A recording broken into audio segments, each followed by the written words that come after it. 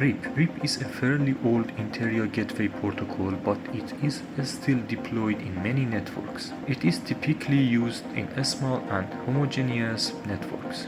RIP is a distance vector routing protocol, and it is defined in RFC 1058. And RIP version 2 is defined in RFC 2453. RIP uses broadcast or multicast packets to communicate with its neighbors and exchange routing information. And it uses hop count methodology to calculate its metric. Hop count is the number of routing devices that the packets forwarded by a router or a Cisco ASA will traverse. RIP has a limit of 15 hops. A route to a network that is directly connected to the Cisco ASA has a metric of 0. A route with a metric reaching or exiting 16 is considered unreachable. Two versions of the RIP routing protocol are available, and Cisco ASA supports both versions. RIP version 1 does not support classless interdomain routing and variable length subnet masks. VLSMs enable routing protocols to define different subnet masks for the same major network. Because RIP version 1 does not support VLSM, no subnet mask information is present in its routing updates. RIP uses various techniques such as hold down, count to infinity, split horizon, and poison reverse to prevent loops. RIP version 2 supports CIDR and VLSMs. RIP version 2 also converges faster than its predecessor. It also supports peer or neighbor authentication, plain text or MD5 authentication, which provides additional security. RIP version 2 uses multicast for communication between peers in contrast to RIP version 1, which uses broadcast.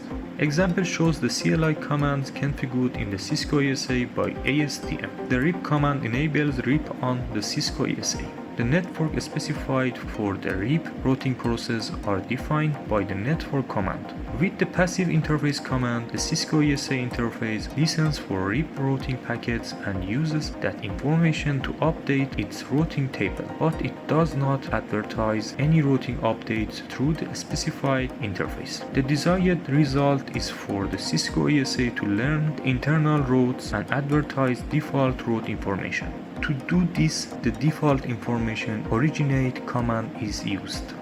The version command specifies what RIP version is used, and RIP version 2 is used in this example. Use the no route RIP command to remove all the RIP related commands from the Cisco ASA. RIP authentication. RIP version 1 does not support authentication. Cisco ASA supports two modes of RIP version 2 authentication: plain text authentication and message digest 5 MD5 authentication. A best practice is to use MD5 instead of plain text authentication because MD5 authentication provides a higher level of security. RIP authentication mismatch. The topology shown in figure is used in this example.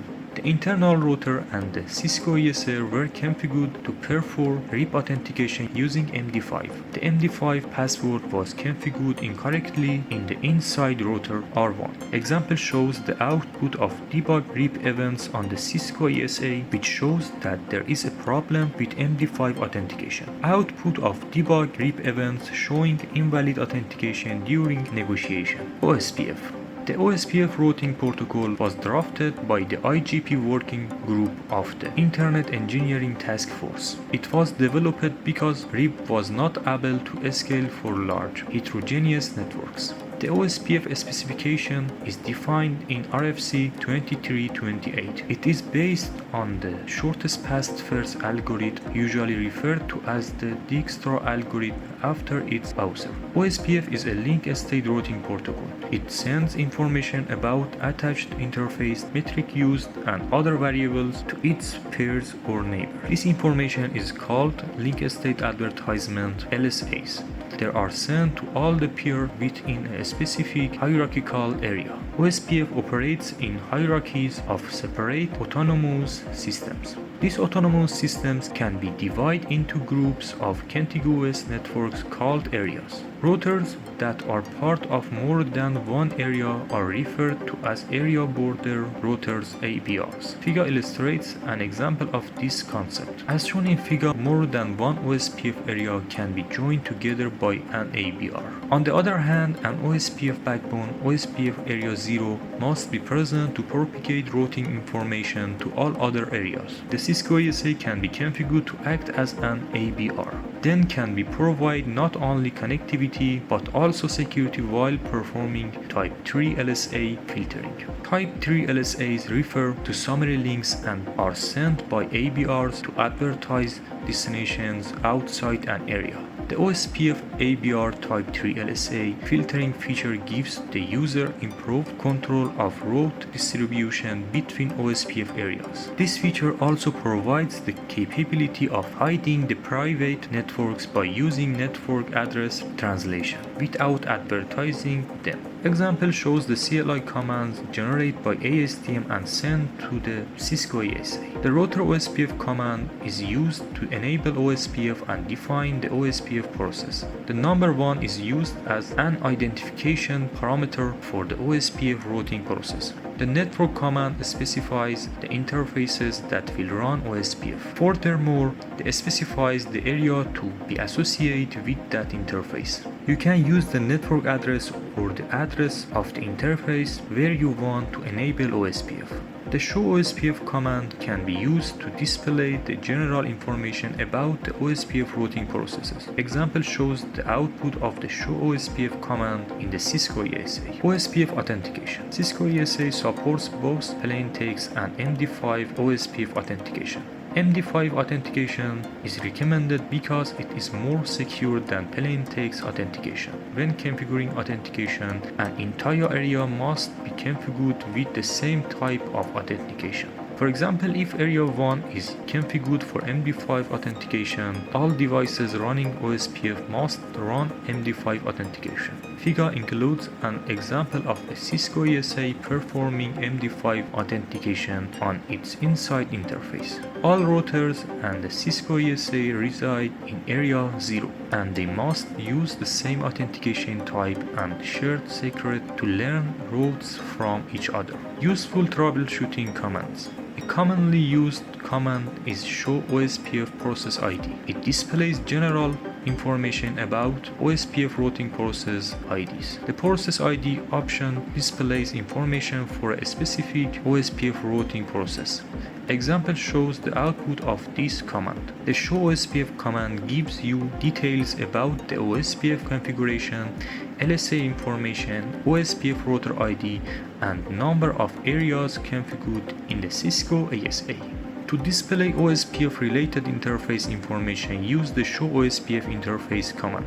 Example includes the output of this command for the inside interface. The output of the show OSPF interface command shows not only information about the OSPF communication on that specific interface, but also other information such as the network type, cost, designated router information, and so on.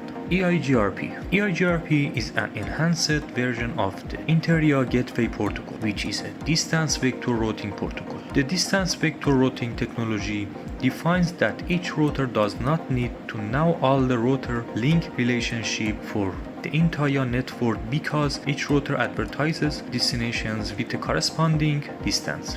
Each router hearing the information adjusts the distance and propagates it to neighboring routers. The same distance vector technology found in IGRP is also used in EIGRP. EIGRP uses the diffusing update algorithm. This algorithm is used to calculate route options while maintaining loop freedom at every instant.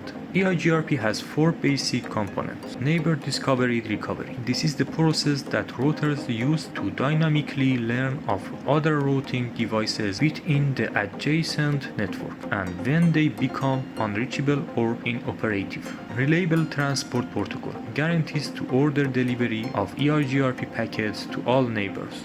Dual finite state machine.